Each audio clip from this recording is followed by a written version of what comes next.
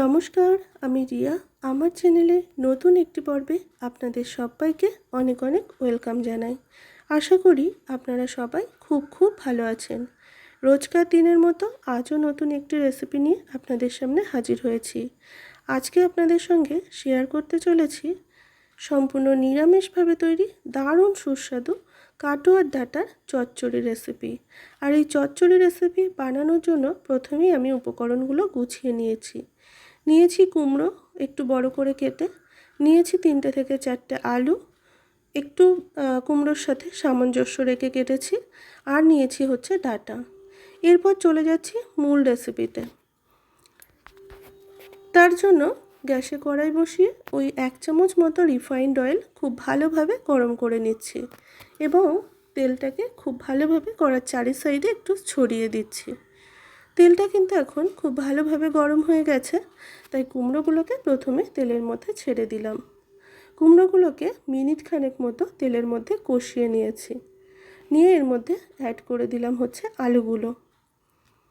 আলুগুলো দেওয়ার পরেও আবারও মিনিট খানেক মতো খুব ভালোভাবে কষিয়ে নেব।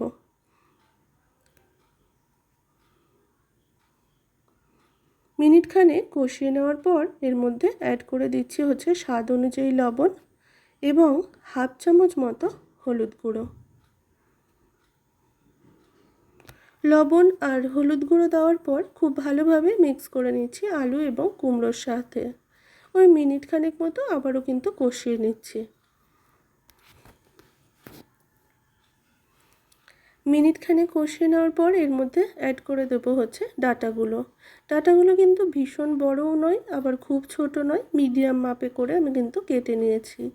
আর উপরের কিন্তু ছালটা কিন্তু বা আঁশটা আমি বাদ দিয়ে ডাঁটাটাকে ঠিক এইরকমভাবে কেটে নিয়েছি। এতে করে কিন্তু ডাঁটাটা খুব তাড়াতাড়ি সিদ্ধ হয়ে যায়। মানে উপরের যদি আঁশটা বাদ দেওয়া হয় বা অনেকে আছে বলেন ছালটা বাদ দেওয়া হয়, তাহলে কিন্তু ডাঁটাটা খুব ভালো সিদ্ধ হয়। বেশ 1 মিনিট মতো কষিয়ে নেওয়ার পর এর মধ্যে অ্যাড করে দিলাম 4টে থেকে 5টা কাঁচা লঙ্কা। আর কাঁচা লঙ্কাটা দেওয়ার পর আবারও আমি মিনিট খানেক মতো খুব ভালোভাবে কষিয়ে নিয়েছি। এরপর এর মধ্যে অ্যাড করে দিলাম হচ্ছে পরিমাণ মতো জল। যেহেতু সমস্ত সবজিটাই সিদ্ধ হবে, তাই সেই পরিমাণেই কিন্তু এখানে আমি জলটা অ্যাড করেছি। এরপর খুব ভালোভাবে নাড়াচাড়া করে নিচ্ছি। নাড়াচাড়া করে এরপর ঢাকা দিয়ে দেব 10 মিনিটের জন্য। 10 মিনিট পর দেখুন জল অনেকটাই কিন্তু কমে গেছে, আর সবজিটাও ঠিক কেমন সিদ্ধ হয়েছে সেটাও দেখে নেব। সবজি যখন ভালোভাবে সিদ্ধ হয়ে যাবে তখনই কিন্তু আমি এই সবজিটা এর মধ্যে থেকে নামিয়ে নেব অন্য একটা পাত্রে।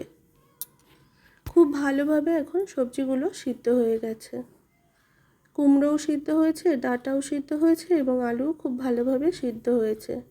নামিয়ে নিয়ে কড়াইতে আমি আবারও 1 চামচ সরষের তেল গরম করে নিয়ে তার মধ্যে ফোড়নে দিয়ে দিলাম হচ্ছে বেশ কিছুটা 5 ফোড়ন, আর দিয়ে দিলাম 3টে থেকে 4টে শুকনো লঙ্কা এবং 2-3টে তেজপাতা মাঝখান থেকে কেটে দিয়েছি।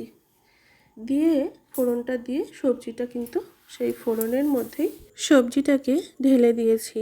সবজিটা দেওয়ার সাথে সাথে এর মধ্যে আমি 1 চামচ মতো চিনি অ্যাড করলাম। যেহেতু সম্পূর্ণ নিরামিষ একটি রেসিপি, তাই একটু চিনি দিলে কিন্তু টেস্টটাও ভীষণ ভালো হয়। খুব ভালোভাবে নাড়াচাড়া করে এরপর ঢাকা দিয়ে দিলাম 3 থেকে 4 মিনিটের জন্য। যেহেতু ফোড়ন দিয়েছি তাই একটু ঢাকা দিয়ে রাখলে ফোড়নটা কিন্তু সবজির সাথে খুব ভালোভাবে মিশে যায়, স্মেলটাও খুব সুন্দর হয়। 3 থেকে 4 মিনিট আমি রান্নাটা করে নেওয়ার পর দেখুন এইরকম একদম শুকনো হয়েছে। তবে ভীষণ শুকনো কিন্তু হবে না, বেশ একটা মাখা মাখা রান্নাটা হবে, তাই আমি এই রকমই রেখেছি। একদম তৈরি হয়ে গেছে। এরপর আমি একটা পাত্রে তুলে নেব। এরপর পরিবেশন করার পালা।